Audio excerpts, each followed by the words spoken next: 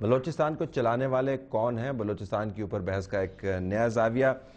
طارق عظیم صاحب ہمارے ساتھ لائن پر موجود ہیں اور ہم ان سے پوچھیں گے۔ طارق عظیم صاحب، ہر کوئی بلوچستان کی بات کرتا ہے، میں اس نے بلوچستان کے سیویئرز کاؤنٹ کر رہا تھا، بچانے والے، اس میں کوئی پاکستان میں ایسا گروپ، کوئی ایسی نمائندہ جماعت، کوئی ایسا این جی او بچا نہیں ہے جو بلوچستان کو بچانا نہ چاہتا ہو، لیکن حالات وہی ہیں جو آپ کے سامنے ہیں، بشمول نواز شریف صاحب کی پارٹی کی، لیکن یکسوئی نظر نہیں آتی، بیانات کی بھرمار ہے۔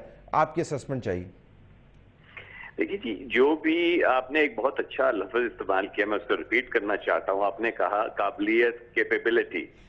آپ اچھے سے اچھا جو ہے اس کا حل دے دیجئے، اچھے اقدامات آپ سجیسٹ کر دیں، لیکن کسی نہ کسی نے اس کو امپلیمنٹ تو کرنا ہے۔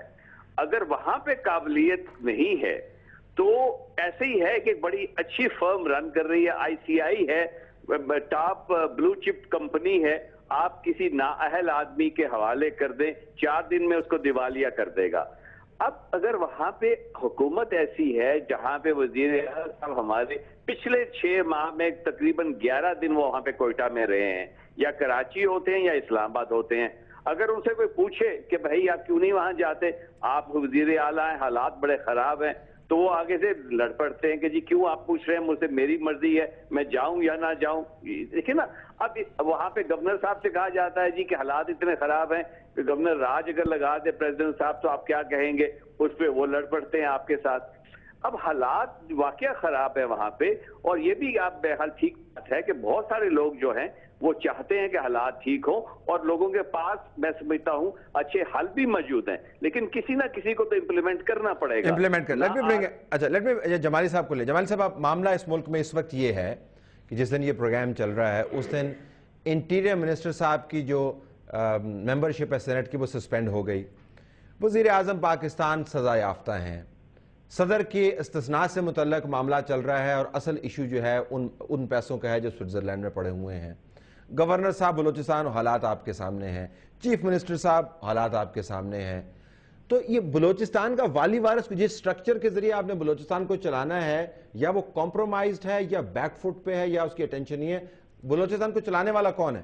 دیکھیں طلعت صاحب، آپ وہ دوسرے ایشوز کو کریں، میں فوکس بلوچستان پر ہی کروں گا۔ اس وقت سب سے جو نمبر 1 پرابلم ہے، آ جائیں اس پر، وہ ہے آپ کی وہاں مخلوط حکومت، کیونکہ وہ بہت ہی ریگ ٹیگ آرمی جس کو کہتے ہیں نا، اس کیفیت کی ہے، اور وہاں پھر کمپرومائزز کرنے پڑتے ہیں بہت زیادہ، نمبر 1۔ نمبر 2، بلوچستان صوبہ بنا 1 جولائی 1969 کو، اور وہاں پہلی دفعہ اسمبلی بیٹھی 1972 میں، اور ایک سوشو ٹرائبل سیٹ اپ ہے، اس کے بھی ایک حدود ہیں، پیرامیٹرز ہیں، اس میں آپریٹ کرنا پڑتا ہے وہاں لوگوں کو۔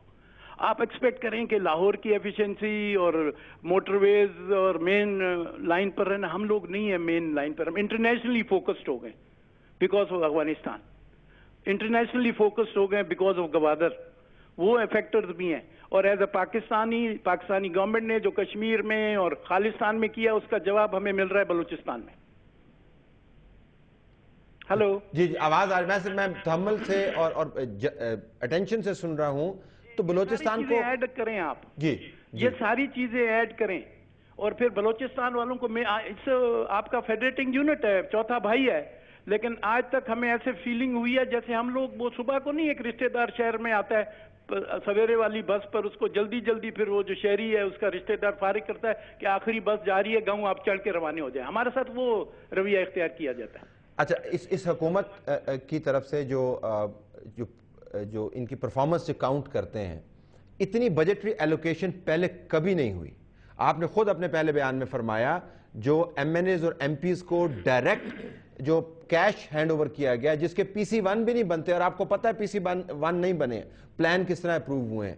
میں یہ نہیں کہہ رہا کہ پیسہ سبسٹیچیوٹ ہے، لیکن ایک سمبولزم اس کا ہے، اس کا بھی اثر نہیں، جمہوری حکومت کا بھی اثر نہیں، پھر کون سا مؤثر فارمولہ استعمال کریں، کس طرح چلائیں بلوچستان؟ دیکھیں طلعت صاحب، ابھی we are into the election year, ابھی الیکشن ہی اس کا حل ہے، دوسری چھیڑ خانی نہ کریں، قوم پرستوں کو واپس کانٹیسٹ کرنے دیں، ان پارٹیز کو واپس کانٹیسٹ کرنے دیں، اسی الیکشن پروسیس ڈیموکریٹک وے میں وہ صفائی ہونے دیں، اور کوئی پروسیس ابھی نہ اختیار کریں۔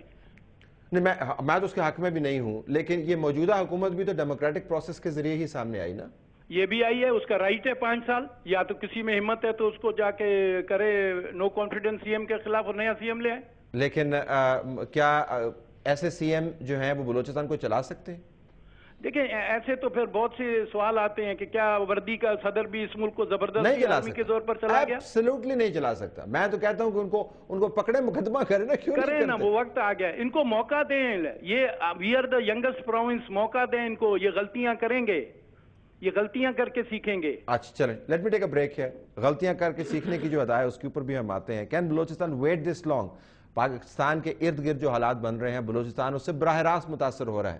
جمالی صاحب نے بھی ذکر کیا, درانی صاحب نے بھی ذکر کیا, طارق عظیم صاحب نے بھی ذکر کیا کہ بین الاقوامی سیاست جو ہے اس کے اثرات پاکستان پر براہ راست مرتب ہو رہے ہیں. Balochistan is the first line of defence for us, اور بین الاقوامی قوتوں کے لیے first line of offence against us. اس کو ہم کس طریقے سے ٹیکل کریں گے.